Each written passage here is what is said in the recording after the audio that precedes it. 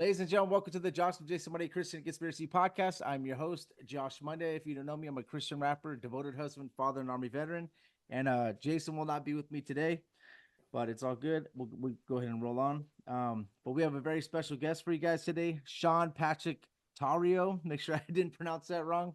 His website is is it mark37.com or ghost? I'm sorry, I might have probably messed that up. Can you go ahead and shout out your website? Yeah, it's Mark 37, Mark 37. It's Oh, actually it is. Okay. scriptural. Yep. Perfect. All right. I got the ghost part messed up. So, all right. Well, yeah, let's, whatever you want to get into, man, I'm open. I appreciate you coming on. I know that, it took a little while for us to connect together, but we're here now, man. So let's go ahead and Well, crush it. yeah, let me start by asking you a question. So, would you say that we are at war right now? I'm actually prior military, so I would say that we were at war. Yeah, we're at war about 13 countries right now that we don't even know about. How about Always how at about war. domestically? Do you think we're at war domestically with enemies, foreign and domestic? Yeah, I think we're always at war in some way, but I think some of it is contrived, and you just have to dig deep to find out. Yeah. Um, what do you think? All right. So, well, this is where I'm going with this. If Spiritual I gave battles for you, sure. if yeah, definitely 100%. So, if we're at war and I gave you a weapon to go fight in that war, and I told you that that weapon had a GPS tracking device on it. It had a camera. It had a microphone. It was connected to all the other weapons that were going to be on that battlefield. And that all of that information and data that was being collected was being sent to the enemy that you were being told that you have to go fight. Would you use that weapon? No. Of course not, right? It's a ludicrous statement. You'd be dead on sight, right? Yeah. They know where you are, they know what you're doing. So as a former military, comms is absolutely paramount and essential, right? Yeah. So if I have access and I can control the enemy's comms or I can hear the enemy's comms, do I tell the enemy that I have access to their comms? No. No. So if you take those two basic concepts and then you look at this device that you have in your phone or in your lap, in your pocket or on your table, wherever it is, and even the system that you're using right now to have this conversation with me, and you look at who owns and controls those devices, which is Google Android, Microsoft, and Apple for the most part. That's like 90, at this point, 95% of the market, right? Those companies are owned and controlled by who, Josh? Owned and controlled by who? Yes. Our enemies. Yes. I mean, that's the case. You For follow the sure. money. Who has ownership and control of these businesses? What is the ethos of the individuals that are on the boards and that have the equity stakes and that have control of these businesses? And you start to realize that they are communist, they're globalist, they're trying to bring forth a annihilation of nations, Yeah. and they're responsible for a lot of the troubles that we have today as a country and as a world, right? So if that's the case, why are we wittingly giving access to all of these devices that we use all day every day to the very companies and the individuals that we are fighting against? Why do we Yeah. do that? Very true. Yeah, because we want the luxury of calling, checking the internet, checking all the stuff that people like to do, social media, uploading podcasts like I do, and trying to promote the podcast. There's so many different things that people do. Read the Bible in the Bible app, have it right there in your hand. I know you can have a paper Bible too, but there's stuff that people do, but a lot of people So, use it for evil. Some people use it for good, but right. I yeah, mean, at the end of the day, these are tools, right? yeah, This yeah. device, this piece of hardware is a tool. These phones, these laptops, they're tools. Unfortunately, the way that they've been rolled out is that we serve this tool now. We've become slaves to these tools. You're right, 100%. Whereas the opposite should be this is my tool. This tool should serve me, right? Yeah, I use this when I want to get certain things done versus it sending me propaganda, it watching and monitoring every single thing that I'm doing, it tracking even to the microsecond what applications I'm using. If I've delayed for even a fraction of a second on an advertisement that's been sent to me, right? Listening to me all day, every day. I travel the country right now doing these training events, and every room that I'm in, I ask people, Have you had it happen that you had a conversation with someone about something that you were interested in buying, and then you saw an ad for that, right? Literally everybody raises their hands. Of course, yeah. So then we know that these things are listening all the time. Whether you have Siri turned on or off, it doesn't matter. Whether you have Alexa turned on or off, it doesn't matter. These things are listening to us all the time. And we have allowed that to happen. So the comments you're saying, well, the applications, I want to use my Bible app. I want to use these other applications. The reality is most people don't know that you can actually have devices like this device right here runs an open source operating system, which means I now control this device. It does not control me. There's nobody in the back end of this device that is listening to me. There's nobody in the back end of this device that's tracking and monitoring me, right? But the reality is with these types of devices, and it's the same with laptops, Linux. I don't know if you've heard of Linux. Have you heard of Linux? Linux, no. Oh, well, I mean, it sounds familiar, but I haven't really researched it though. So Linux is an operating system for computers, for laptops, desktops, for servers that are in big data centers, which is my background and my area of expertise. Like over 75, 80+% of the enterprise big business server marketplace runs on Linux, which is an open source operating system. Why is that? It's because the systems engineers and the network engineers, they want full control and access and ownership of the infrastructure that runs their business, right? Mm-hmm. So it makes perfect sense. So why has that not translated into the consumer marketplace? It's because of convenience, because Apple and Google have created these products that have us believing that these things are just so darn convenient that we have to use them because they've just taken care of everything for us. But there's been a shift that has occurred, especially since COVID, because there are a lot of awake, aware, pissed off patriot geeks at the end of the day, technologists who are aware of what's going on, see the surveillance state, and we've said we're not okay with this. We're not going to continue to go down the surveillance state, fascist dichotomy into the future, dystopian future. We need to start reclaiming our data and having ownership and sovereignty over our information and our data versus just freely and willingly giving it away to these companies who give us these nominal conveniences of, well, I can just, blip, blip, blip and get whatever I need to get done, right? Yeah. Yeah. So what that translates to is on this device, I can do everything that you can do.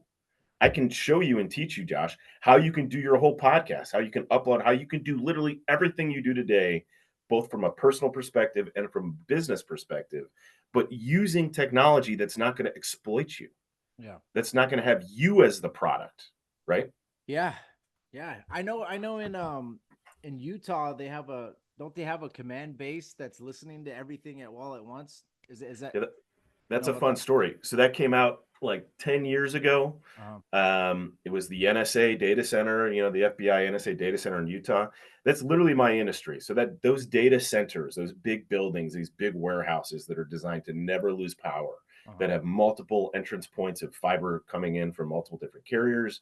They have massive diesel generator backup systems. They've got massive battery system backup battery systems. That's the world that I played in. I've literally toured through hundreds of these things around the world. I wrote a book on that industry called the Data Wow. Center Co-location Industry Playbook and traveled the world training governments and companies on these systems, these organizations, these companies. The crazy thing is, have you ever been in sales? Yeah. Yeah. I sold boats, motorcycles, cars. Yeah, man. I've been in sales before and real estate. Well, got a little bit into the real estate, but didn't have the license, but still got So into it. so there's a concept in sales of like the hand wavy stuff, right? So when you don't want a customer to pay attention to something over in one direction, you make a lot of noise over in this other direction so that they keep their attention focused over here, not focused on the other area that you Price. don't want them to look, You don't right? want to focus on the price, focus on the four square. Yeah, basically in car sales. Exactly. Yeah. So that's the exact same paradigm that played out with that data center in Utah. So there's a lot of news, a lot of PR about this data center was having issues. They had a transformer blow up. Someone died actually because they got electrocuted. It was this big to do, right? The reality is our government literally operates hundreds of many, many megawatt, millions of square foot data centers all over the country. All over the country, they operate these facilities. It's not this one data center in Utah. They literally control millions, tens of millions of square footage Mhm. of servers, of data center capacity all over the US. And they have for a very long time. Mhm. It's I what most believe it people don't 100%. understand. They Yeah. don't realize how big this industry is. Data has been what's called the new oil, right? Yeah. Our data has been the new oil from a monetary perspective and from a surveillance perspective for a very long time. So we have everything about you, Josh. If you're using Facebook, Google, Apple, iCloud, if you have them involved in sitting in your operating systems and your devices, they have a profile on you, Mhm. and you're using LinkedIn even better. They know everything about you. They know every conversation you're having, who you're having it with, where you're located, where you've been, where you're going. They know how much money you spend on what.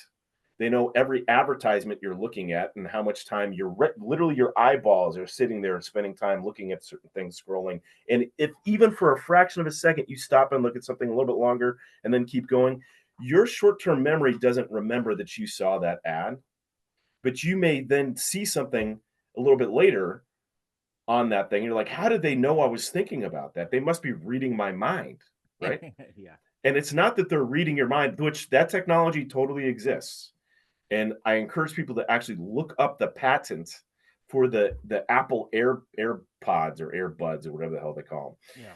them. It's frightening stuff because it literally says in the patent that they're going to be reading people's minds and also pushing electronic frequencies into people's brains other than just the pure audio. It's truly frightening. Yeah. Um, but my point is this: if I know everything about you, Josh, everything about you, it's kind of like, do you have kids? Yeah.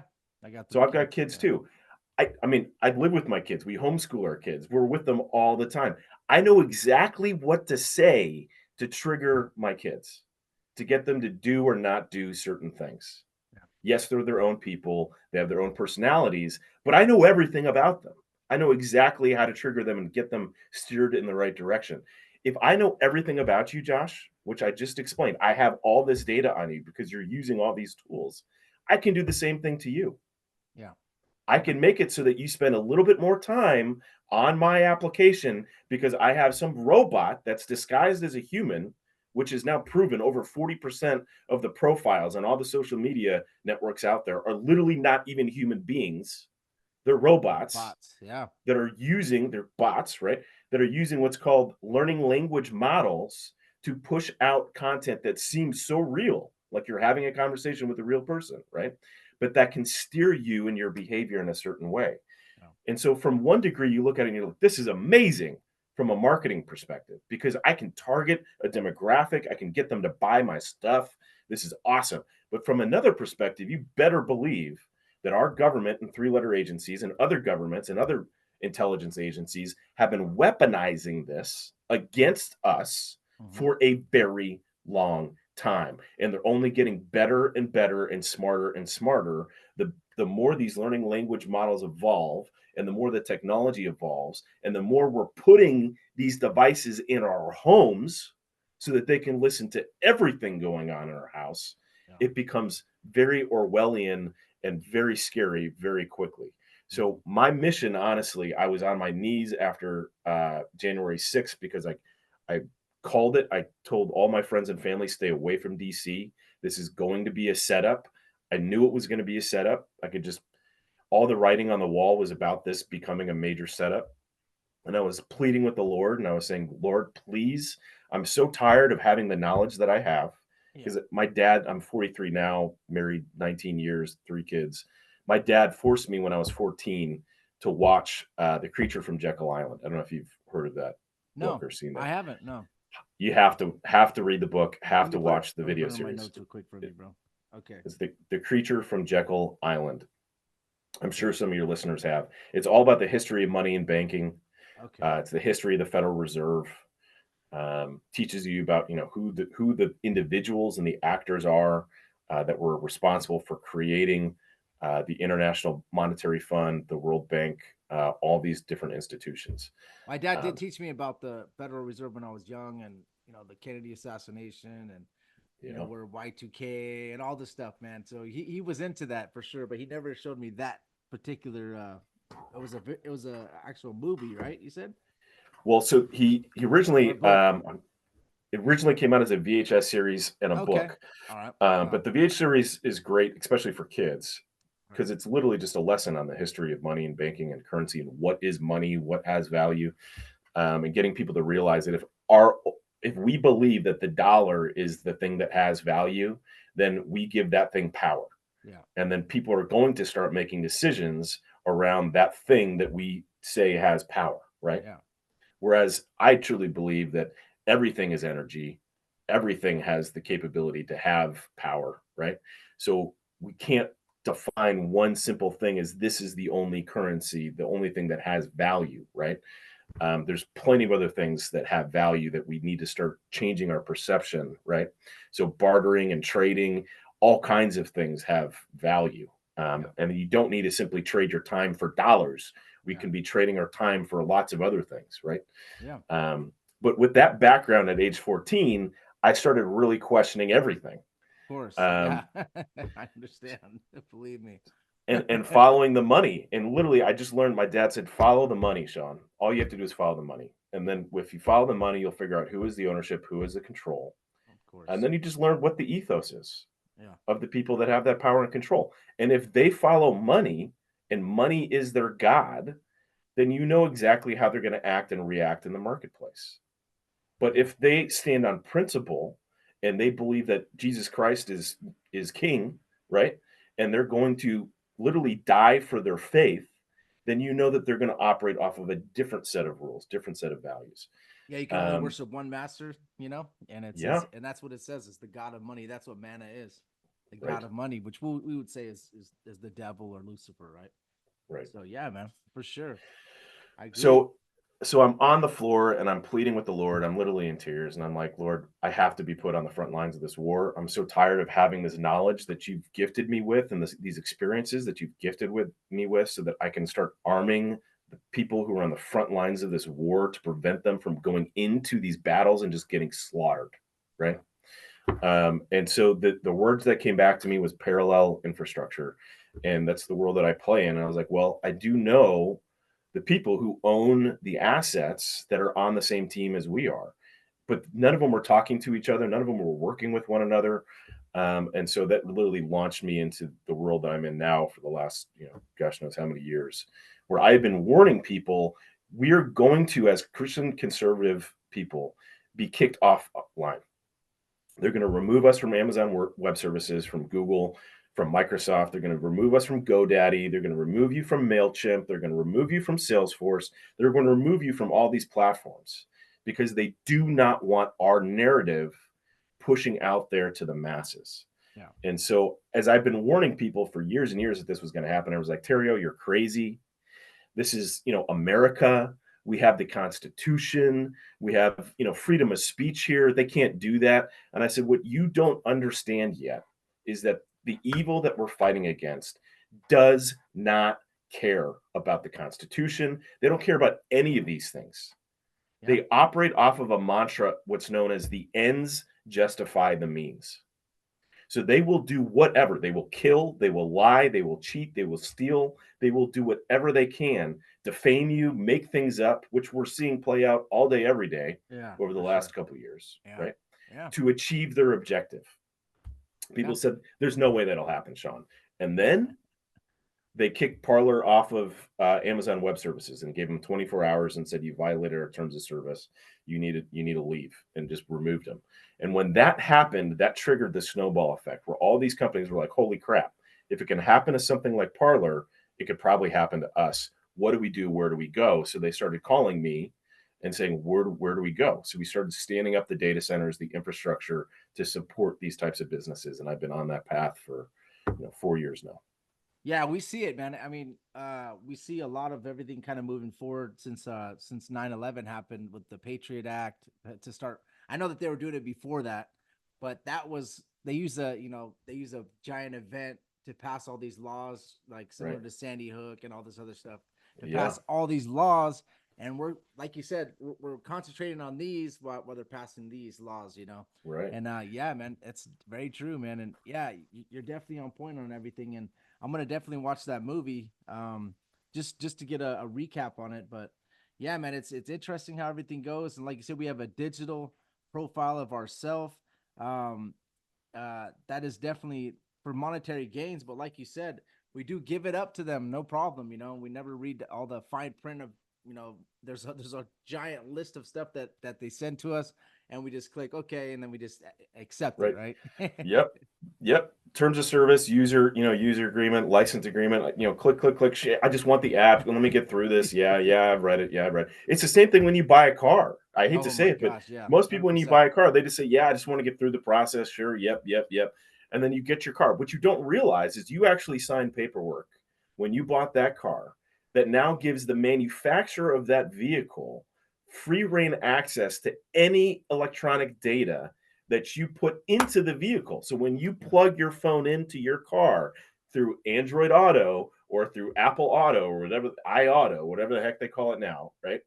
And that car is now sucking your information, whether you agree or not to have it have access to your contacts or access to whatever, it's getting access to it, and it's then pushing all that data to the manufacturer, and they sell that data. So your car now has become basically a mobile tracking device. That's really Yeah. all it's become.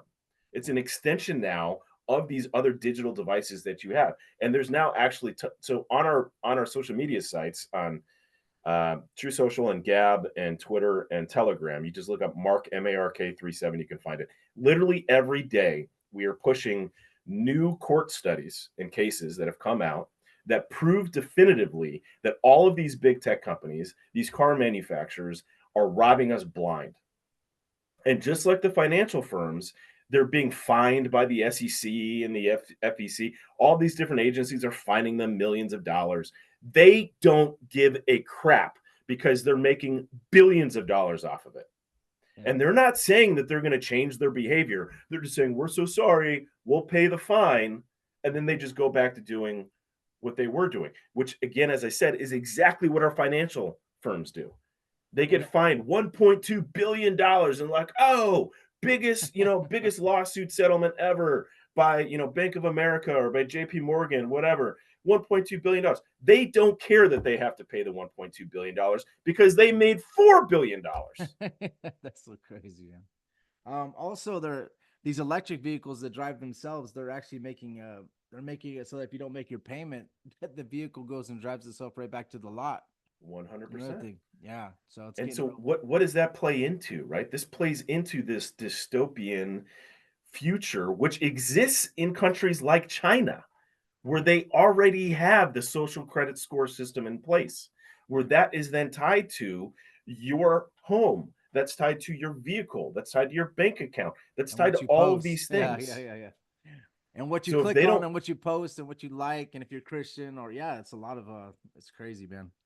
I agree. so that's the end game that we are being steered towards, right? I still have a lot of hope because more and more people are waking up, Yeah, podcasts like this where people are pushing the truth out. But we have to get smarter, Josh, because if you keep doing what you're doing, you're going to be deplatformed. You're going to be removed. of So you course. have to Yeah. start figuring out, how am I going to exist in the world with as much, you know, crazy BS they're shoving at us. There's, for every action, there's a reaction. There's a reaction now where there's more cool stuff coming out that will allow us to still remain anonymous and still be able to do business online and still work online and communicate online. And there's new tools that will allow us to do this. But with the more these things come out, the more they're trying to push harder for, well, you can't do that anymore. And you need to have a social credit score or a digital ID, which is what they're trying to pass through Congress and what they just passed actually with the TikTok bill, right? Yeah. If you actually dig into that piece of legislation, they've made it so that our government can dictate who and who can't exist online in our own country. Mm. I didn't That's know that. that's Yeah, I haven't read it. yes. I've heard about it, This but is I haven't where read up on it. Yeah, but it's yeah, because people get didn't into read it, the bro. fine Let me print. know what it says.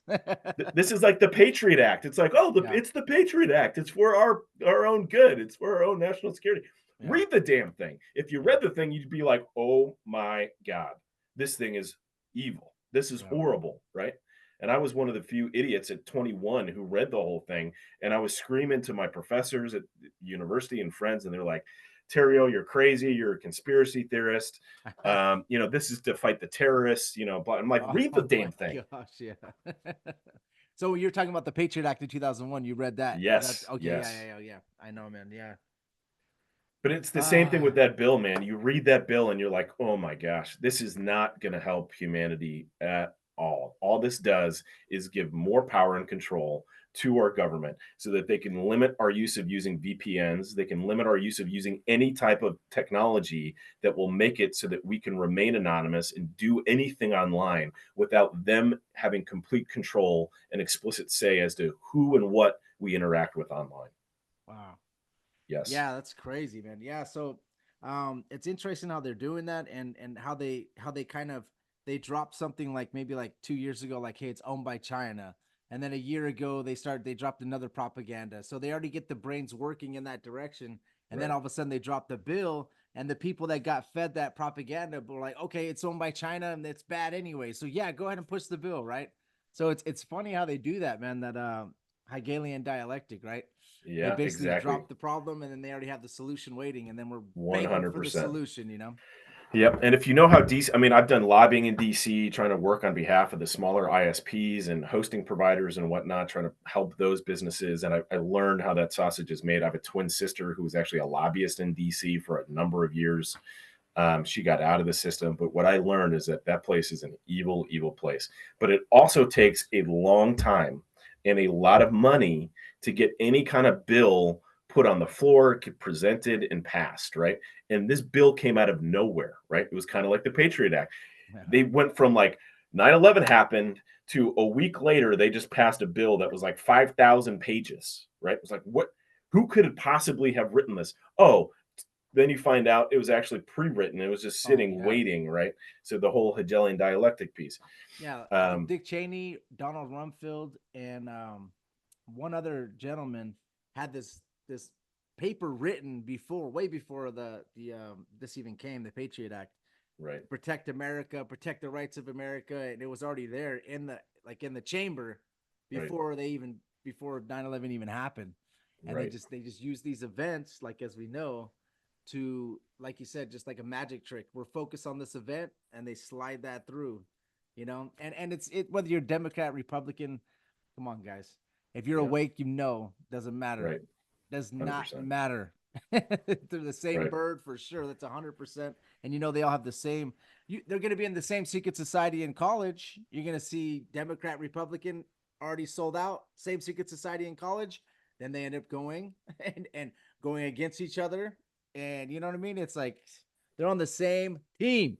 It doesn't Yeah, matter to me whether you're Democrat, Republican. It matters if you're Luciferian or you're a real Christian. And right. that's all they are, bro. It's Luciferian. 100%. Yeah. Both sides. I love that you said that. I basically, so in college, so 98 to '02, I was an econ poli sci double major. And I really basically had a jokingly say, but truthfully say, I had a minor in secret societies because the more you learn about who owns everything and who controls everything, Oh yeah. and the more you realize, well, wait a second, these are the same groups of people. And they're like, well, what club follow the money? What clubs do they belong to? What organizations do they belong to? You're like, holy smokes, this is all the same group of people. And they're all part of the same, Freemason, Illuminati, Jesuit, all of these different organizations that they were a part of back in the day, um, and how Yeah, well, interrelated they were. bro, I was tracking it. Like I do an episode where I track it even back to high school secret societies. There's like 8 preparatory schools, like Andover, Phillips Academy. And you see, like, I try to track it back using like George Bush, because I would try to do a Skull and Bones episode, but it ended up opening up to every college has a secret society comparable to Skull and Bones. I'm not talking Yeah, about junior colleges. I'm talking about regular, colleges, man. And right.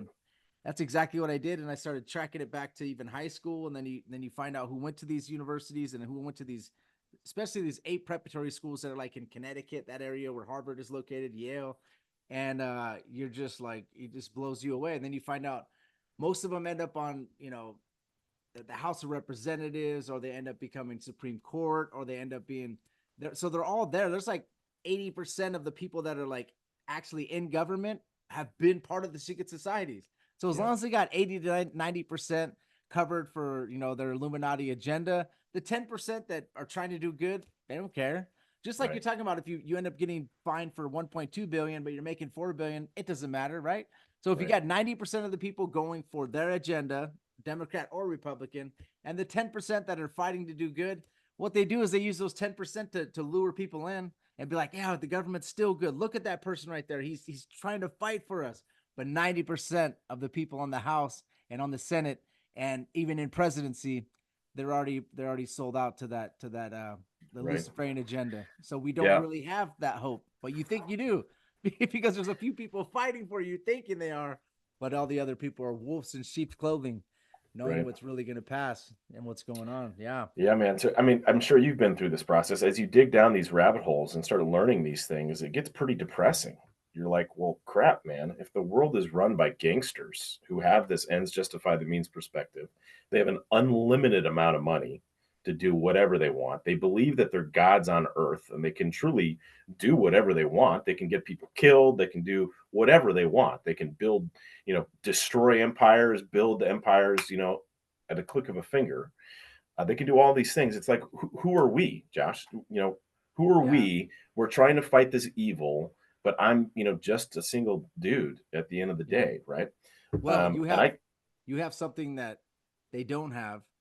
You know what happens in the end. You know that we have God. Once you dig down all these rabbit holes and you find God, you find Jesus Christ as your Lord and Savior. Once you right, find that, then you're not as nervous anymore. You're not really you know where you're going. And if you do die, what's going to happen? You're gonna end up meeting God anyways, meeting Jesus anyways. So you're ready to go. As long as you have your foundation, biblical foundation, and you have God, then that's why it's good to be a Christian and conspiracy podcast or Christian and conspiracy person, because as you dig through all these, it can become depressing for sure. But yeah, you already know what's going to happen, dude. That prophecy is there, so you know who wins. God wins, and you're going to have to go through all these trials and tribulations to end up there anyways. But you know who wins. So all these people that 100%. are the greatest on earth are the least in heaven, right? So they can all try to be the greatest that they want, and they're probably gonna end up in hell. But I'm just saying, depending on Right. what they. Well, that's where I was going with that is, for me, when I really started to wrap my head around the fact that this world is but a test, right? And what that means, right? So if we have a Lord and Savior, and let's just say I'm a king, right? Let's say I'm a king on earth. I'm going to want to test my loyal subjects to see if they're truly loyal to me or not, right? And it's easy to do that. I mean, it's very hard to do that in like times of abundance, right? Because everyone will love you. Everyone's going to be like, oh, the king's the best because he's just given me everything. I have everything taken care of, right? But it's during the hard times where you're forced, your faith is tested. You say, do I truly believe, right? Am I going to follow my Lord, or am I going to follow the easy path because I can get myself short term paid, right? Short term, follow the money, right, to accomplish whatever I need to accomplish. And that's where, truly my frustrations these days is talking to fellow Christians, fellow believers who routinely are making decisions that are short sighted. They're following the money because they truly don't have the faith. They truly don't. They say they trust God in all things, right? And they say, well, I know God really wants me to be working for a company that's not evil, right? But I have a mortgage, I've got kids, I've got this, I've got that, I've got excuse after excuse after excuse after excuse. And my response is pretty simple. At some point, we're all going to face our Lord and Savior. And he's going to say, I made it very abundantly clear to you what I needed you doing when you were on this planet, on that planet that you just left, right? And you didn't do the things that I was telling you to do because really at the end of the day, you were afraid that I would not take care of you if you followed me, left the garbage, left the filth, stopped serving manna and served me. You may have been to church on Sunday, you may have, followed most of the 10 commandments, but you knew in your heart of hearts what you really needed to be doing, and you chose the comfortable life. You chose not to go that path, right? Mhm. That's unfortunately where a lot of people are right now. Even those who are awake right now, they're like, I'm Yep. aware, I see what's happening, I know what's going on, but I'm going to go right back to doing what I was doing before because it's comfortable, because it's easy, because it's convenient. So we have this culture of convenience that has been going on for a long time that I believe has completely, um, unfortunately, been a disservice You to don't even have to humanity. go to the grocery store anymore, bro, or go to get. You don't even have to go to get food anymore, or any. Even if you want like, Olive Garden, this, that, it can come to your doorstep. You can literally just be a couch potato, Right, whatever you want to do, and then ding dong. You don't even have to go right, see the person. You just go up there, grab it, eat, right. eat, eat. Freak. It's just crazy, bro. Yeah, it is the most convenient it can be right now. But you reminded me of the story of Job when you were talking about that. When you're talking about the convenience and you being tested. I mean, if you guys want to know a story, man, read the story of Job.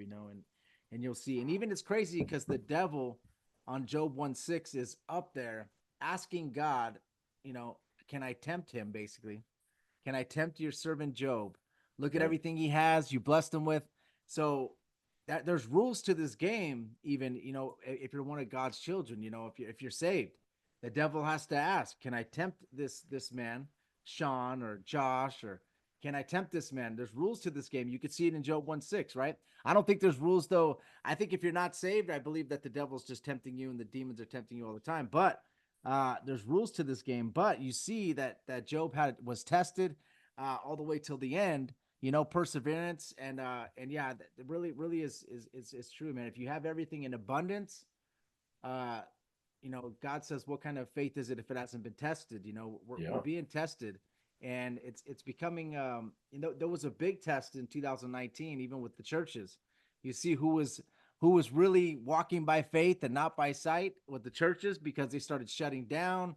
They're Yeah. pushing this information that the government wants you to push. We're on YouTube, so I don't want to say it, but you see exactly what's going on. And I had the pleasure of being with my pastor. He likes to work out in the gym, and they shut all the gyms down, and I got a gym in my garage, so I had the pleasure to see everything firsthand, speak to him every weekend, pray with him.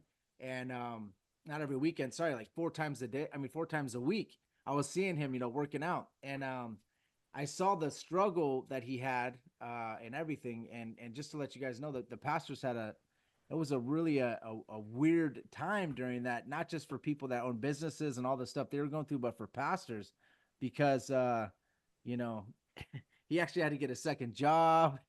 He's working. It was just a tough time, but it's just that was an eye-opening event when all that happened for Yeah. churches, and you could see who whose 501c or whatever it is important compared to the Bible, if that makes sense. Yeah. 100%. And Very unfortunately, I interesting. think what was exposed through that, I don't know if you've dug down those rabbit holes, but Oh yeah. there are legions of pastors who have basically already sworn allegiance not to Christ. Oh yeah. They are wolves in sheep's clothing, Yeah. leading big mega churches and big. I have all kinds of interesting stories that I've witnessed firsthand and that I have secondhand accounts of, where we have big churches that have big followings, Yeah. big congregations where they are wolves in sheep's clothing. Sheep's clothing. Of course. And at the end of the day, they've been promised, on this earth, worldly things, Yeah. right? Yeah. Um, and so, to your point, it became very obvious very quickly which pastors and which churches were actually awake and were actually trying to feed their flock, and which ones were trying to just feed themselves. So, I give, you know, They got exposed, bro. 100%, dude. I yeah, agree. Yeah. I give very little quarter to these pastors who even some who say, well, I was just doing, people who maybe weren't, overt, or covert, actors. People are like, well, I was just doing what I thought was best for my congregation. It's like, bro, do your flipping homework.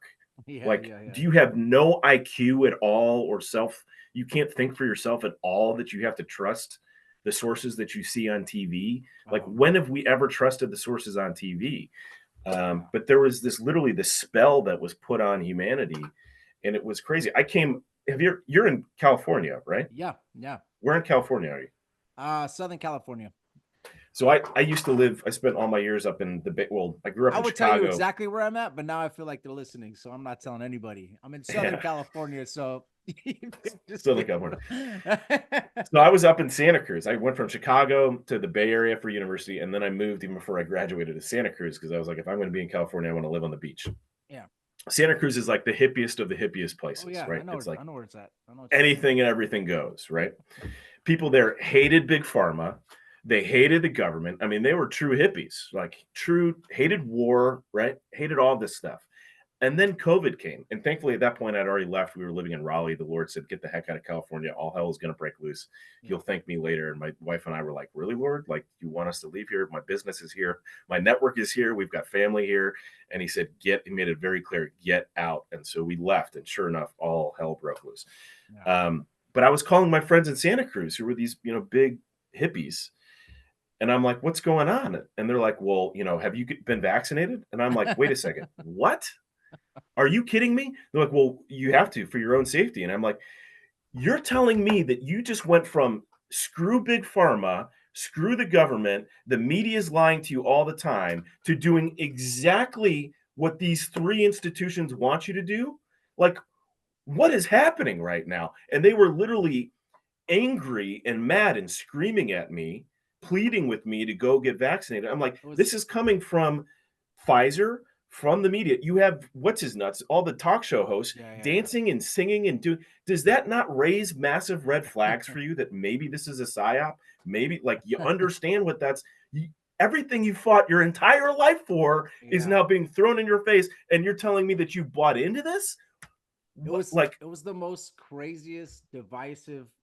It got so crazy, bro, that my pastor was like, "Hey, man, I need you to bring your AR over to my house," and I'm like, "What? Okay." So I told my wife, like, "Hey, just hold down the fort." I go over to his house. There's like a giant protest right down the street. Sheriffs are calling him because it's all the sheriffs in the town. He's like, they're like, hey, they got gas, they got lighters, they got all this stuff. They're about to. They look like they're gonna infiltrate your community. It's because he lives in a gated community. It just got crazy, bro. That whole thing yeah, was the most divisive time ever, dude. yeah. It was crazy. But yeah, I know exactly what you're talking about, man. That was I started my podcast right then in 2021. During not 2019, but I think 2020, 2021, somewhere around there. And yeah, I got I knew both sides of the whole thing, man. It was crazy. Crazy times. It was very crazy times. And yet during all those riots and protests and people burning police stations and whatnot, National Guard stood down, police stood down, our FBI did jack squat. Yeah. All these agencies did nothing, right? And it tells you, well, Almost it's like it was because planned. almost like it was planned, almost as if like they were allowing it to happen and they wanted it to happen. Mm-hmm. That's where as you learn these things, you're like, well, crap. But going back to what we were saying before, that's where you start to realize, yes, the victory is the Lord's. It's always going to be the Lord. The time and the place, I have no idea. It may not even happen in our lifetime, Josh. I Yep, pray it I know. does. I hope Yeah, it does. It might not. It very well might not, right? yeah. But that's not for us to decide. Our job is just to keep our head down and keep focused on Christ and keep doing the mission that He's told us to do, and stay focused on that. And that's really for me. That's the only thing that's kept me head down focused during these times. And it's a struggle, man. For me, the struggle is real because the Lord has really humbled me. And I left a very lucrative career doing the stuff I was doing in the data center, outsource CTO, that work, to now focus on trying to educate people on how to use these things and how to use these laptops and how to use technology that's not going to exploit them. But I'm met every day with resistance. Every Of day course. I met with people like, but it's just so convenient. I just can't leave it. And I'm like, this is like me trying to tell you to grow your own food, right? Yeah. And that Yeah. once you look at the ingredients on the stuff that you're buying from the grocery store, you can't unsee this stuff, and you start Yeah. digging into it. You're like, I'm putting poison into my body. Maybe I should stop putting poison into my body. Yeah. Or you like watch the videos of the Wendy's and the Burger King and the McDonald's hamburgers that 2 years later still look exactly the same they did as when you bought them, right? You can still choose to take that and put that in your body, even though you know it's poison. It's Yeah. you know it's going to petrify the insides of your body over time. Or you could choose to start figuring out, how am I going to grow my own food? How am I going to become self-sufficient and not have to depend on that crap? And trust the Lord that He's going to take care of you as you start to go through that process, because it's going to be what's best for you. Yeah. That's a tough pill for a lot of people to swallow, because it's not, they want, like, well, Sean, just sell me this thing and that's going to make me private. And I'm like, well, it's not simple like that, because I can sell you this thing. I can show you how to use this thing, but it's no different than me giving you a firearm and teaching you on how to use that firearm. You can still take that thing and shoot yourself in the foot. Yeah. You can still take that thing and shoot other people with it. So this is the paradigm where people are like, well, I'm just technologically illiterate. I'm an idiot when it comes to tech, right? I'm like, that's like me saying, but give me something that I can use, that I can still do all the stuff that I need to do. I'm like, that's like you saying to me, I'm afraid of guns. I'm afraid of weapons. My trigger finger just constantly twitches, right? But give me a gun that I can carry around with me all day, every day, for self-defense, just in case I need it. But I'm afraid to use it, and I really don't want to have to use it, right? Yeah. And I'm like, I'll probably end up shooting myself or somebody else if I use it. Which gun would you recommend for me? I'd be like, I'm sorry, maybe I could give you a Nerf gun, or maybe I can give you a taser or something that's not going to harm yourself and the people around you. And this is where people, because it's so convenient, they're like, but I need something, like, I need this. I'm like, do you? I don't know how It's old you are. I I'm was born in 40. 1980. I I was remember born when in we used to 83. have, okay, so we're not too far apart. No. You must have just turned 40.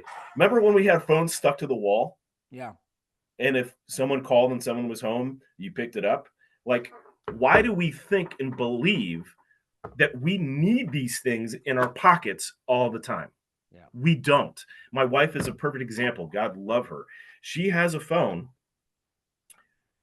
When she wants to use it, she picks it up. People Yeah. are like, you never pick up, you never answer the phone, you never do this. She's like, this thing serves me. I don't serve it. Wow. I'm not like constantly doing this with the phone. When I want to use that to serve me, I will go and I will use it to serve me. And people are like, well, my alarm clock, I use it as an alarm clock. And I'm like, remember the days when we had alarm clocks that were I used alarm to, clocks? and they wake you up better too, bro. The alarm clocks wake you up way better than your phone, dude. So everyone has these excuses, is my point. They're like, well, I can't get rid of this thing because, I have the worst because. problem, bro. My problem is I'm actually on call for work. So I have a really bad problem of having this one, which is I'm on call 24/7 and all the time. And then I have this one, which is a normal phone, and I got the double problem, bro. My Yeah. boss can call me anytime, or Skata or whatever can call me. And it's tough, man. That's really It's tough. tough. It's tough, but like, I mean, at the end of the day, we become addicted to these things. Of course. Yeah. We That's just, our it's our idol, bro. It's an idol. right. So Definitely an idol, man. And that's so not Josh, good. you're the perfect case study here, because it's an idol. You're Yeah. obviously very awake, right? You Yeah. understand what's going on. You Yeah. know these devices are trying to kill you at Yeah. the end of the day, Yeah. distract you and kill you at the end of the day. What are you going to do about it, Josh? Now that Well, you can't unsee, you can't unknow these things now. yeah. What are you going to do about it? I think that the best thing I could do, man. I mean, I don't want to. I mean, I'd probably maybe contact you and find out a little more information on what you're talking about. About maybe getting a ghost phone or whatever you're talking about. But I think the best thing you could do is use all this technology that's bad and evil for good, man, and try to turn it into saving souls. That's all I could really do. I could use my platform to either talk about conspiracies only and always lead people down the rabbit hole, or use my platform to save people. And I think if as long as I'm leading people to the gospel, I'm leading people to the Bible, and getting people saved, I don't mind sacrificing my own body or my own soul, or not my own soul, my own body or my own health for that. That's what Yeah. I do. I'll wake up at 5 in the morning, do a podcast, lead people to Christ. Wake up, go to sleep, do a podcast at 9 o'clock at night, lead people to Christ. If I'm Yeah. using my cell phone or Instagram or any of that stuff for to send Bible verses, to answer questions about the Bible, lead people to God. That's what I do. That's about the only thing I can do. What would you So, so, suggest I do? so, Because you are so the professional. amen. So amen. So one of my business partners, James Charles Phillips, he's a Marine, he's state trooper, he's a rancher, he's a cowboy, he's a bronc rider. He is one of those technologically illiterate people, but he's learned. He's trained himself on how to do a lot of things. He's just had to rethink and retool how he operates. Yeah. But he's on TikTok, he's on Facebook. You can look him up, Constitution Cowboy, James Charles Phillips. He's on all these platforms, but he's out there every day on Facebook and on TikTok, and he's been throttled and deplatformed and whatnot. But he's out there every day preaching the gospel and leading people to Christ, because the way we view it is those are battlefields, Yeah. right? And if you're going to enter into that battlefield, you better have a very clear mission of saving souls, right? Yeah. And having everything you're doing trying to lead people out of those battlefields into redemption and salvation. Yeah. Right. But you don't have to do that in such a way that all of your data and information is being fed to the enemy in the same process, right? So that's where I truly do help people. So I work one-on-one or with groups of people, and I train people on how to use these tools safely and effectively so that you don't have to have them controlled and owned by the people who are stealing your information and using it against you to further enslave you. So to that end, Josh, I'd say I can teach you how to use a device like this and get a laptop that doesn't have Microsoft or Mac OS or doesn't have Google Android or iOS on it. I can teach you how to safely use applications. Any application you use today, you can use on this device. Any application used today, you can use on these devices. So it's not like you're giving up having to use a certain device. But just like I can give you a firearm and you can shoot yourself in the foot, you can download Google Maps onto this device, and you can give Google Maps access to your GPS, your Wi-Fi, your contacts, all this information, right? You can do that if you want. It kind of defeats the purpose. Yeah. Or I can show you the half a dozen other apps that do exactly what Google Maps does, that works in a format like Garmin. Have you ever heard of a company called Garmin? Yeah. Garmin was the GPS back in the day. Yeah. Right. So the way Garmin works and worked is that everything happens on that device because they knew that their customers were going to be out of range of towers, cell towers, data towers, right? All it needed was that GPS tracking. All it needed was where is this person located? And then everything else was done on that device. So if you say, I want to travel from where I am in upstate South Carolina to wherever, right? It'll show me the different route options. It'll show me the traffic. It'll show me all of that information. But it's not taking that search request or any of my data, pushing it up to a cloud somewhere where they're saying, how do I sell to this person as they're getting from point A to point B? And then tracking all that information, putting it into the big database that is Sean Tario, right? Yeah. And here's where he just went, and here's where he is, and here's where he's going, right? So that mindset is really what is very important here, is there are so many applications that people don't know about because we don't have billion-dollar marketing budgets to push this in front of people. So the only way people learn about this tech and this information is through these types of conversations. Yeah. And really it's by the story of our testimony, right? So just as we can reach people and save souls by giving people our own testimony, it's only through people who start using these things and start saying, you can live another way. There's another way to do this without you freely and willingly wholesale giving away everything about yourself to these companies that are going to use it to try to enslave you. So like that's my focus. Control, huh? Yes, that's 100% what it is. And that's what it was designed to be from the beginning. Yeah. MK and people say, oh, no, it just came as a byproduct. You know, once they started developing these tools, they're like, oh, here's what we can do with it. And here's what we can do about it. I'm like, no, bro, look at the DARPA documents from day one back in the 1970s and 60s. They were talking about building these types of devices to serve the purpose that they're serving right now, today. Yeah. And they're usually 50 years. They're like usually 50 years ahead of what they're actually showing us. Right. Yeah. So everyone's talking about AI, artificial intelligence, this stuff has been around for so long. Yeah. Like literally for over For over a decade. This is what's mind-blowing. People don't understand. For over a decade. So go back 10 years ago. So what we're in 2014. In Yeah. 2014, 2013, and even prior to that, even in 2008, the vast majority of the user accounts on social networks, Facebook, MySpace, were fake accounts. They were fake accounts. This was the world that I lived in. I was in big tech. I knew the market. These companies that would set up these farms of devices in their office where they had tens of thousands of devices that were mock people, right? Mock people, fake people that were logged into these different social networks. Where a marketer, me as a company, I could go to them and say, I want 50,000 followers by tomorrow, Oh and I'm yeah, I willing to know. pay, I know about 10 this, man. cents a follower. Yeah. It's like, just if you want to learn about this, all you got to do is just come out with an album and you'll see how many people come to you and try to do all this stuff, you know? And think about like, even like Nicki Minaj or these big artists, how do they have 10 million views in the first 10 minutes, you know? Right. It's they buy all that and then the Yes. person sees it and it makes it more popular. And yeah, it's a crazy game, man, for sure. It's just, it's crazy, bro. But hey, I love all the information you're going over, and that the most important thing is that you're is that you're, you know, you're a Christ follower, you know, you're Christian, and you're basically using all this information and you're leading people to Christ with it, right? Yeah, and for me, I've used this business as an opportunity for me to share my testimony, Yeah, of because course. that's really what it's all about.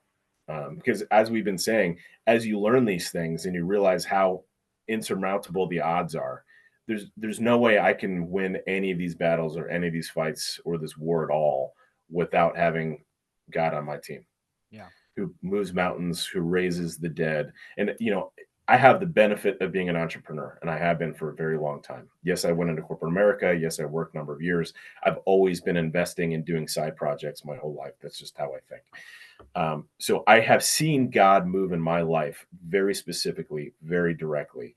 And my back has been up against the wall too many times to the chagrin of my wife, where I have no idea how I'm going to pay the bills. I have no idea how I'm going to pay rent. I don't know how I'm going to make ends meet, how I'm going to pay my employees.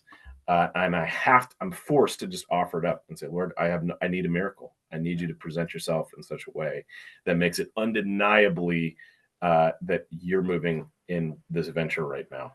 And sure enough, every single time the Lord has come through, especially over these last couple of years when I literally left my career to go follow him. And literally the two times where I was like, God, I need to go back to doing what I was doing because I got bills to pay and I can't trust you anymore because it's just not happening. He'd smack me upside the head hard and say, no, bro, your mission is over here. You need to go focus over here. Do this or else. And that or else for me is that conversation that I do not want to have when I die, which is I told you exactly what you needed to be doing, Sean, and you said you couldn't do it. Why again? Why could you not do that? Because because you were afraid, huh? Because you were living in fear, because you didn't trust me, yeah, the Lord of Lords, the God of gods, who raises the dead, who moves mountains, who's already proven himself to you throughout your entire life that I will take care of you. Like, are you kidding me? What is wrong with you? Right? That's not the conversation I want to have. yeah. You don't want to be the one that where he says prophesies in your name, I cast out demons in your name, and he says, I never knew you. Right? You Yeah. don't want to be that guy. And Yeah. I always say this is like a lot of the shows is we have no excuses right now to not know him. We have the 100%. Greek, we have the lexicons, we have the Hebrew, we have every translation that there is, we have the Dead Sea Scrolls, we have so much different opportunity to know God, you know, the most right now. You know, faith comes by hearing the word of God. You can listen to as much as you want, pastor wise, preaching. Yeah, there's so much from 1970 to 60 to 80 to 2000. You know, there's so much opportunity for you to know God. It's Yeah. there. But hey, man, this is well worth the wait, bro. I know it took Yeah. a couple times for us to connect. I'm really glad that we connected. I love what you're going over. And yeah, I'm going to check out your website and shout out your website. So, you know, how people can get a hold of you if they have questions on this type of stuff. And I'm sure a lot of people will definitely be hitting you up. Yeah, I appreciate that. Mark MARK 37, and again, that's from Scripture. I encourage people to look up Mark 37. That's where Jesus has, officially pissed off the Pharisees because they try to come after him for healing, the cripple on the Sabbath. And he's like, seriously, you're going to tell me that I can't heal someone on the Sabbath? Like, what is wrong with you people? And he basically showed them up, and they got pissed that they were called out. And they says, he knew that they were going to try to kill him. So he went down to the sea, and the multitudes followed him down to the sea from all over. So you just have to think, I believe we're in those times right now where people are realizing the truth. They're realizing that Christ is the truth, and that they need to start dropping and leaving everything that they've been doing the way that they've been doing it, and just trust that if they follow the truth will set them free. And you have to think of those times. People didn't know where they were going to get fed. They didn't know where they were going to sleep, or they were going to go to the bathroom. They didn't know any of this stuff. They just had heard there was this figure named Jesus who was healing people and creating miracles and preaching a gospel of truth and love, and they followed him. And so that's where the company name comes from, Mark 3:7. The other cool thing is if you look at the 3 as an E and the 7 as a T, MARKET spells market. So eventually we're going to get into a place where we're doing not just tech, we're doing a lot more related to sovereign products and services to help people get free, 0 point energy. We've got systems already where you can pull water out of the air, basically dehumidifiers in your home, plug it into a solar system, and you've got basically free water in your house, all kinds of fun, interesting products. But mark37.com, you can actually sign up right now for a free 15-30-minute consult where I'll sit with you and have a conversation with you. But here's, do an audit of your tech life and walk you through, well, here's the path that you can take, point you in a few different directions. It may not even be our services. Just point you at the products and services to help move you in the right direction, because it is a journey. You don't just buy a raised bed and then all of a sudden you're a gardener. You have to go through a process, and it's unique to each person based on where they are. So that's key, is people have to understand, I'm not just going to buy a thing and then be solved. You have to go through, understand this is a journey, this is a process, and commit to that process. Understand that, we're addicted to these devices. And if you're raising your hand right now saying, yes, I know I'm addicted to this device, you have to take the next step to get out of this addiction. You have to. So that's what I would recommend. We have a mountain of resources, a mountain of tools on our website. You don't need to have, a brand new carrier. You can take the SIM card out of your current phone. You can put it into the new device. You can use, like I said, all the applications you use today, you can use with the laptops. It's the same. There's really nothing you're going to miss by using these tools that are running open source operating systems where you gain back control of these devices. But Josh, if you don't mind, how about we close out in prayer? I always do, man. Definitely. Awesome. Do you want to close out in prayer, or do you want me to pray? I would love to. Okay, yeah, let's do it.